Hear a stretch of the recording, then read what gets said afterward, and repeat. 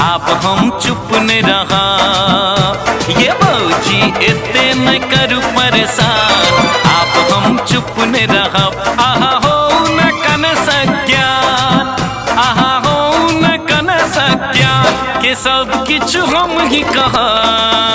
ये भौजी करू न एते परेशान, आप हम चुप न रहा। भौजी करू न एते परेशान, आप हम चुप न रहब।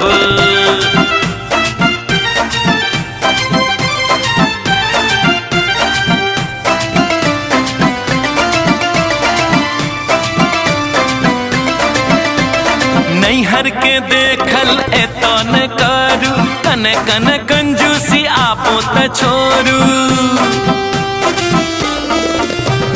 नैहर के देखल एतो न करू, कन कन कंजूसी आपो त छोरू। होयत भैया के नाम बदनाम, तै हम किछ नहीं सहब। भौजी करू न एते परेशान, आप हम किछ नहीं सहब। ये भौजी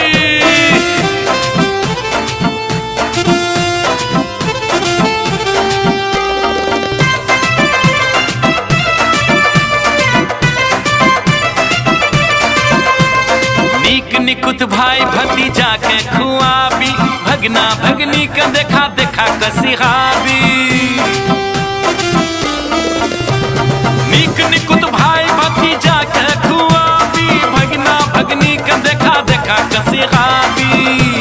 नंदो इस तो छथिन मेहमान, बेसी की हम कहब। भौजी करू न एते परेशान, आप हम चुप न रहब।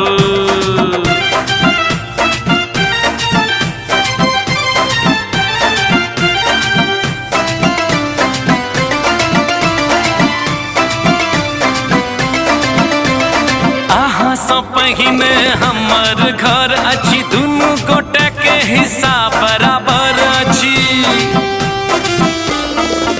हे ये आहा सो पहिने हमर घर अछि, दुनू गोटे के हिस्सा बराबर अछि।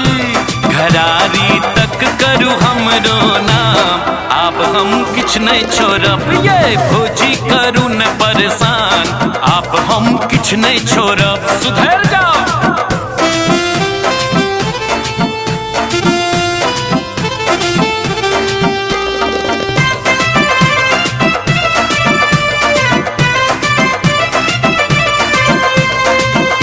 खिलौना अंजू लिखलन, ननद भौज संग नोक झोंक कैलनी। इहो खिलौना अंजू लिखलन, ननद भौज संग नोक झोंक कैलनी। खुशी सो भरल रहन बाबा के दलान, अहिना हम पसरत रहा। हम तो अपन भैया के छी प्राण, आप हम चुप नहीं रहब। सुनू करू न एते परेशान, आप हम चुप नहीं रहब।